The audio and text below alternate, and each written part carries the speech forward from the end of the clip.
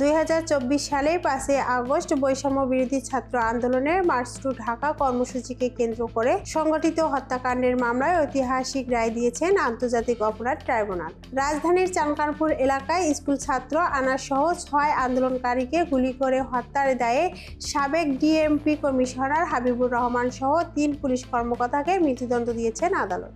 সোমবার দুপুর 12:30টার দিকে আন্তর্জাতিক অপরাধ ট্রাইব্যুনাল 1-এর চেয়ারম্যান বিচারপতি গোলাম মর্তুজা মজুমদারের নেতৃত্বে 3 সদস্যের বিচারিক প্যানেল এই রায় ঘোষণা করেন।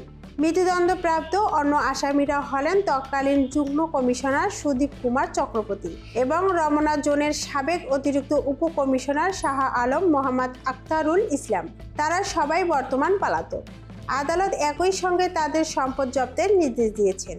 2024 সালের 5 আগস্ট ছাত্র আন্দোলনের সময় তৎকালীন ডিএমপির কমিশনারের নির্দেশে চানকানপুর এলাকায় পুলিশ গুলি চালায়।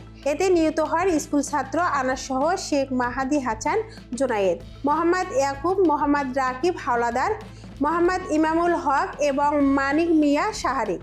এই মামলায় মোট 8 জন আসামি ছিলেন। রায়ে সহকারী পুলিশ কমিশনার মোহাম্মদ ইমরুলকে 6 বছরের কারাদণ্ড, শাহবাগ থানার সাবেক পরিদর্শক আরশাদ হোসেনকে 4 বছরের কারাদণ্ড এবং কনস্টেবল মোহাম্মদ সুমন, ইমাজ হোসেন, ইমাম ও নাসিরুল ইসলামকে 3 বছর করে কারাদণ্ড দেওয়া হয়েছে।